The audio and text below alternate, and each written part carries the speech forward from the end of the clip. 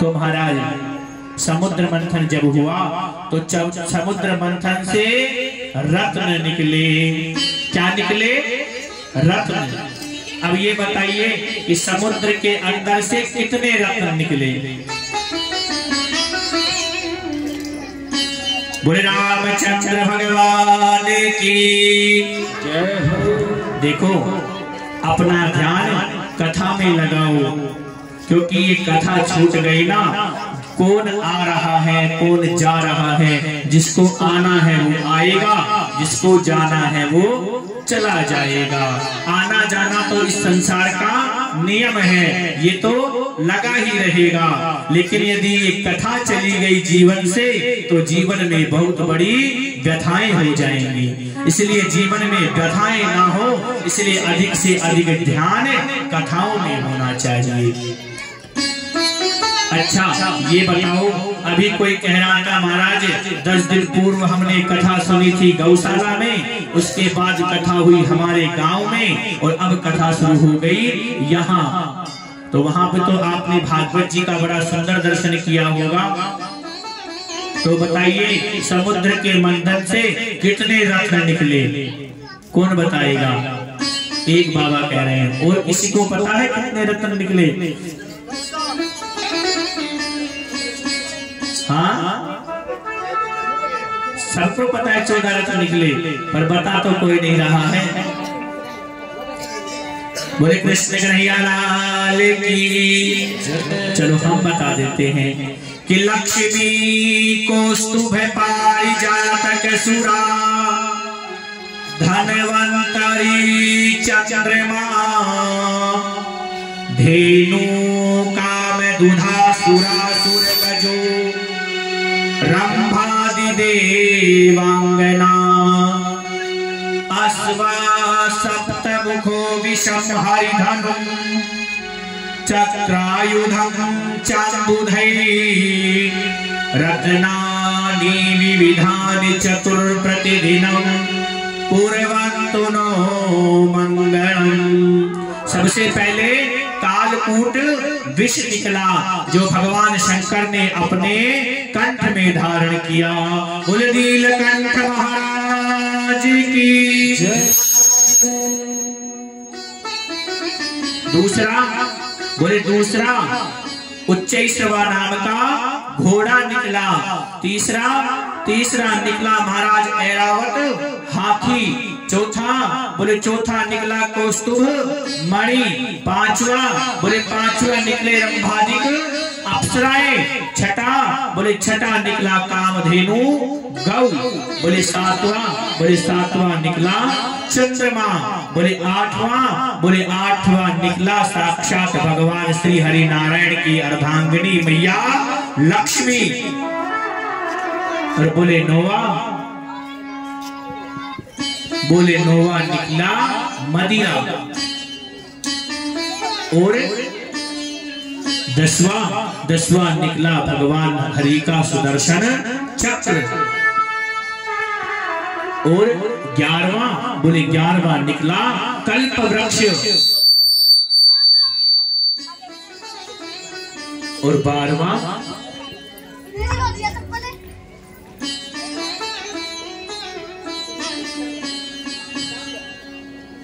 बोले 12वां निकला रंभादिक अप्सराएं। और लक्ष्मी कौस्तुभ पारिजातक सुरा धनवंतरी चंद्रमा धेनु कामदुधा सुरासुर गजो रंभादि देवांगना अश्वा सप्तमुखो विषम हरिधनु चक्रायुधम चाम्बुधै रत्नानि विविधानि चतुर्दश प्रतिदिनम कुर्वन्तु नो मंगलम। और 14वें में भगवान धनवंतरी ही भगवान श्री हरि नारायण का रूप धारण करके अमृत का कलश लेकर समुद्र के मध्य से प्रकट हुए। जब समुद्र के मध्य से प्रकट हुए तो जैसे ही समुद्र के मध्य से अमृत लेकर निकले, देवताओं ने भगवान धनवंतरी के हाथ से वो अमृत का कलश छीन लिया और दौड़ने लगे। दौड़कर देवताओं ने 4 जगह उस अमृत के कलश को छुपाया था और उन्हीं 4 जगह कुंभ का पावन उत्सव मनने लगा। महाराज, अमृत तो सब पीना चाहते हैं, लेकिन विष कोई नहीं पीना चाहता। देखिए, बड़ाई तो हर व्यक्ति चाहता है कि हमारी प्रशंसा हो, हमारी क्या हो, प्रशंसा। लेकिन बुराई कोई नहीं चाहता कि हमारा अपयश हो। जब समुद्र मंथन किए और समुद्र मंथन करते ही सबसे पहले कालकूट विष निकला, तो समस्त चराचर जीव घबराने लगे, इधर भागने लगे, इधर भागने लगे। वायु दूषित होने लगी, पर्यावरण सारा विशुद्ध होने लगा। कहाँ जाएं, किसके पास जाएं? सारे के सारे देवता दौड़कर भगवान नारायण के पास जाते हैं। कहते हैं, प्रभु हमारी रक्षा करो, हमारी रक्षा करो। भगवान नारायण कहते हैं, भैया इस विष को पीने का सामर्थ्य तो हमारे अंदर भी है, हम भी इस विष को धारण कर सकते हैं। लेकिन हमारे भक्त कहते हैं कि अधरम मधुरम वादनम मधुरम उन्नयनम मधुरम हसिता मधुरम हृदयं मधुरं गमनं मधुरं और माधुराधिपते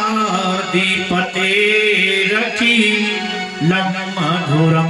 हमारे भक्त हमको कहते हैं, प्रभु आप बहुत मीठे हो और आप बहुत सुंदर हो, तो मैं तो अपने भक्तों का दास हूँ, इसलिए मैं मीठा हूँ, तो मैं ये नहीं स्वीकार कर सकता। बोले, फिर इसको स्वीकार कौन करेगा? बोले कि सारे के सारे मिलकर चलो भगवान शंकर के सानिध्य में। सारे के सारे देवता आकर भोलेनाथ से कहते हैं, क्या कहते हैं कि देव देव महादेव और भूतात्मन भूत भावना उत्तराहिना शरणात्पन्ना त्रैलोक्य दहनात् विषः। हे देवादिदेव महादेव भूत भावन भगवान शंकर, इस त्रिलोक को भस्म करने वाले भयंकर विष से हमारी रक्षा करो, रक्षा करो, रक्षा करो। भगवान शंकर ने कहा, अरे देवताओं, तुम एक साथ मिलकर हमें जहर पिलाने आ गए, तनिक भी अपने मन में विचार नहीं किया कि हम ये जो जहर लेकर चल रहे हैं, भैया तुम जहर लेकर आ गए, हमारे भी बच्चे हैं, हमारे भी श्रीमती हैं, हम जहर पी लेंगे तो फिर उनका क्या होगा? भगवान भोलेनाथ मैया भगवती जगत जननी माँ उमा पार्वती से कहती हैं कि देवी, ये सब मिलकर हमें जहर पिलाना चाहते हैं, आप क्या कहना चाहती हो? तो कहते हैं ना, माँ का हृदय बड़ा कोमल होता है, और देवता भी तो भगवान शंकर के पुत्र ही हैं। मैया कहती है, बाबा एक काम करो, वही काम कीजिए जिसमें सारे समाज का हित हो। भोले बाबा कहते हैं, अच्छा देवी, अब एक बात बताओ, व्यक्ति चाहे कितना भी बलवान हो, कितना भी शक्तिशाली हो और कितना भी विद्वान हो, लेकिन क्या उसकी श्रीमती उसे कह देगी कि तुम जाओ झगड़ा कर लो, तुम जाओ ये कर लो? कभी नहीं कहेगी। घर में जाएगा तो उसे एक ही बात कहेगी, किसी से झगड़ा मत किया करो। मैया पार्वती को पता है कि भगवान भोलेनाथ सर्वसमर्थ हैं, ये इस विष को धारण कर सकते हैं, लेकिन मैया एकदम ये नहीं कहती कि बाबा तुम जहर पी जाओ। मैया एक ही बात कहती है, महाराज वही कीजिए जिसमें सारे समाज का कल्याण हो। भगवान शंकर कहते हैं, देवी सबका कल्याण तो इसी में है कि सबके बदले हम इस विष को पान कर लें।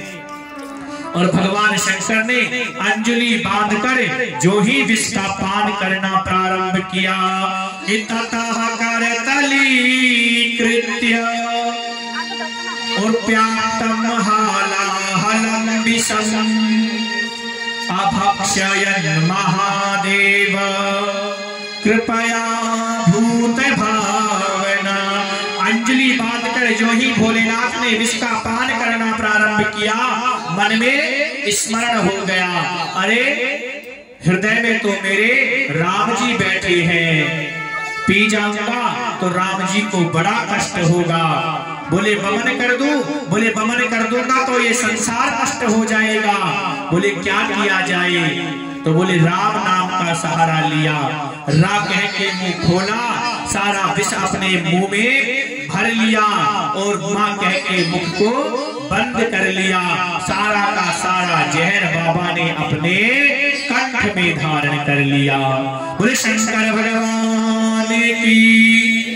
और विश्व के भयंकर उस ग्राल से भगवान शंकर का कंठ एकदम नीला पड़ गया और भगवान शंकर का एक नाम हो गया नीलकंठ।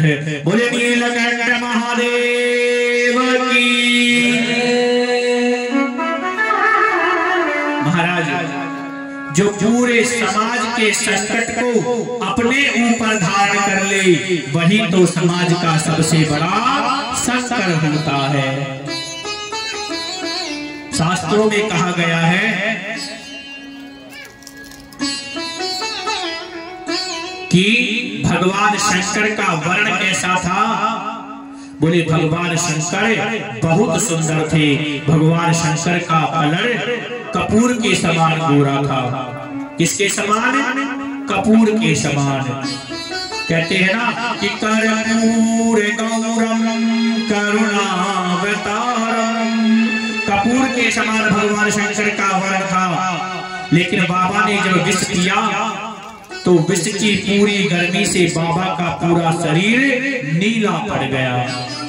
देखिए विष की मादक गंध से बाबा का शरीर क्या ऐसा हुआ कि बाबा के चारों तरफ शीत वातावरण किया गया। तब जाकर बाबा की गर्मी शांत हुई। कैसे?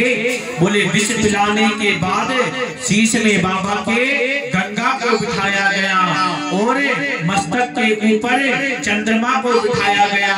चंद्रमा भी शीतल है, गंगा भी शीतल है, हिमालय में वास दिया गया, हिमालय भी शीतल है और परात्परा भगवती उमा के साथ उनका विवाह किया गया जो परम शीतल है। तब जाकर बाबा का शरीर शांत हुआ। सारे देवता भगवान भोलेनाथ की वंदना करने लगे। शिव शंकर भोलेनाथ। कौन कौन चलना चाहता है बाबा शंकर के सानिध्य में? तो उठाओ दोनों हाथ सीधे सीधे और तालियों की सेवा करते हुए बाबा शंकर के सानिध्य में चलते हैं। और शिव शंकर भोलेनाथ तेरा डमरू बाजे पर्वत में। शिव शंकर भोलेनाथ तेरा डमरू बाजे में। शिव शंकर तेरा डमरू बाजे पर्वत में। शिव शंकर भोलेनाथ तेरा डमरू बाजे पर्वत में। तेरा डमरू बाजे पर्वत में। तेरा डमरू बाजे पर्वत में। तेरा डमरू बाजे पर्वत में। तेरा डमरू बाजे पर्वत में। शंकर भोलेनाथ भोलेनाथ